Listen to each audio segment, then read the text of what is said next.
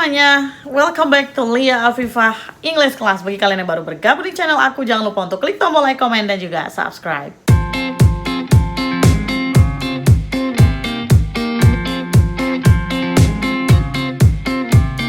Nah teman-teman sekalian, beasiswa LPDP tahap 2 telah dibuka pada tahun ini. Nah bagi kalian yang ingin mendaftar di beasiswa ini, diharapkan untuk bersiap-siap segera ya, dan tentu saja harus tetap teliti dalam mengumpulkan berkas-berkas yang diminta oleh pihak LPDP. Oke guys, di konten kali ini aku akan membagikan cerita kenapa di batch 1 kemarin aku bisa gagal. Ternyata aku terganjal dengan beberapa hal guys.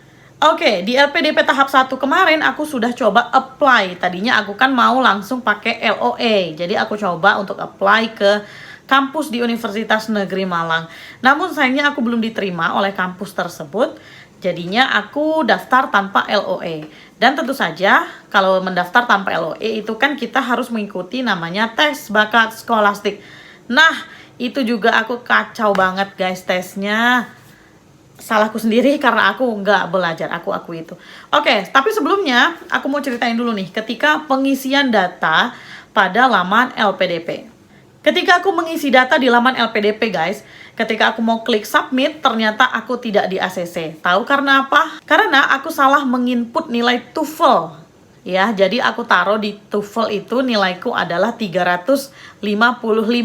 Itu kebalik guys, harusnya aku taruhnya tuh 553 gitu. Dan aku naruhnya kebalik dong, jadi 355.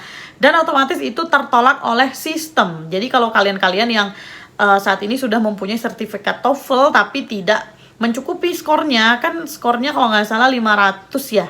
Nah kalau nggak mencapai 500, kalian nggak usah coba-coba apply kayak gitu. Kayak misalnya, kita coba apply lah siapa tahu lolos.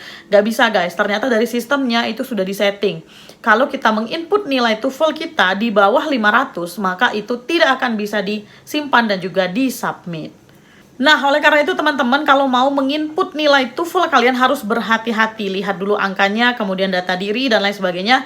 Karena kalau kita sudah simpan secara permanen, hal tersebut tidak bisa diubah. Satu lagi dengan pemilihan kampus dan juga jurusan. Pastikan kampus dan jurusannya itu relate dengan esai kalian. Maksudnya di esai kan kita sudah menceritakan kita mau masuk ke kampus A, kampus B, atau kampus C, alasannya apa, dan pilihan program studinya apa, kayak gitu. Jangan sampai kalian coba-coba input dulu nih. Misalnya nih, kalian input memilih universitas A, kemudian program studinya B, kemudian ada pilihan kampus kedua dan juga kampus ketiga. Itu kalian harus pikirkan benar-benar dengan matang. Karena kalau sudah dipilih dan kalian sudah save, itu tidak bisa diubah lagi. Seperti itu. Jadi pastikan kalian sudah tahu tujuan kampusnya di mana kalian akan menempuh pendidikan. Setelah semuanya selesai, kalian bisa simpan dan juga submit. Nah, tinggal menunggu pengumuman untuk seleksi administrasi. Oke guys, nah nih, kalau misalnya berkas kalian sudah lengkap, skor TOEFL-nya juga sudah mencukupi, semua berkas sudah terpenuhi, itu pasti kalian akan lolos seleksi administrasi. Kenapa saya bilang begitu? Karena jarang sekali orang-orang itu tidak lolos seleksi administrasi, kecuali dia uploadnya tidak lengkap, yang kedua skor TOEFL-nya tidak memenuhi syarat seperti yang sudah kita bahas tadi, ataupun yang ketiga, dia memalsukan suatu surat, bisa itu sertifikat TOEFL ataupun yang lainnya seperti ijazah, transkrip, dan hal-hal yang diinginkan yang lainnya seperti itu. Nah, rata-rata mereka akan lulus seleksi administrasi kalau misalnya sudah memenuhi persyaratan dan juga sudah diupload kayak gitu. Nah, buat teman-teman nih, kalau kalian sudah yakin lengkap dan sesuai dengan arahan LPDP dan semuanya sudah kalian lakukan kayak gitu, diupload untuk administrasinya, kalian pasti lolos administrasi. Sekarang kita akan bahas persiapan untuk tes skolastik. Nah guys, tes bakat skolastik ini kalau buat aku ya susah beneran. Karena aku sangat lemah dalam hal hitung-hitungan, berhitung, numerik atau numeral sih namanya gitu. Aku sangat lemah, aku akui. Dan salahnya aku nggak belajar lebih lanjut tentang numeral itu, tentang nomor-nomor itu. Karena di dalamnya tuh ada pembahasan seperti aljabar dan lain sebagainya.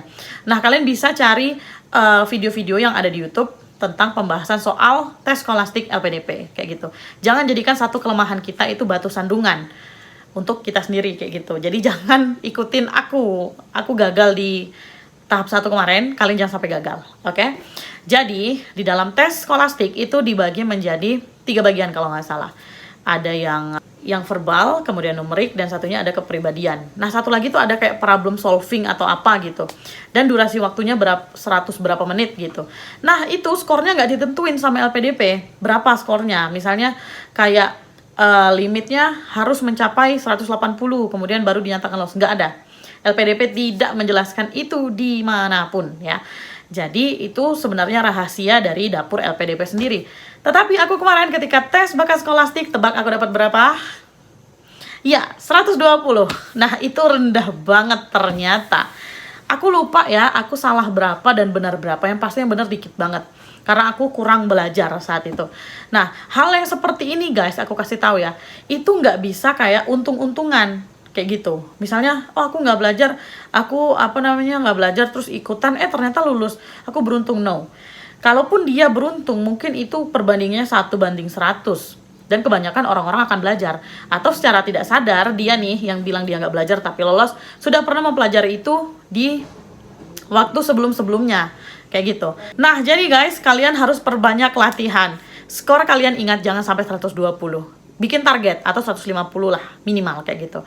Nah, jadi jangan sampai 120 karena itu sedikit sekali harapan kalian untuk lolos di LPDP. Nah, oke guys, setelah tes bakat skolastik nantinya akan ada tes wawancara. Karena aku cuma sampai tes bakat skolastik aja, jadi aku belum bisa memberikan masukan untuk masuk ke tes wawancara kayak gitu. Nah, pastikan persiapan kalian maksimal. Ingat, walaupun kalian hanya coba-coba, tetap maksimalkan percobaan kalian. Semoga tahun ini menjadi rezeki kalian ya untuk daftar LPDP di batch 2. Jangan lupa waktunya cuma sebentar, cuma 1 bulan, dan itu waktu yang singkat. Apalagi kalau teman-teman sekalian belum mempersiapkan esai. Nah, esai juga nih harus tetap maksimal dan usahakan minta proofread dari orang-orang yang berpengalaman seperti alumni ataupun teman kalian sendiri. Oke, guys, mungkin itu saja. Boleh sharing-sharing di kolom komentar ya. Aku juga akan sertakan beberapa link di tempat untuk belajar tes skolastik. Okay guys, I think that's all. Don't forget to like, comment, subscribe, and share so that this video can be useful for many people. Okay guys, I'll see you around.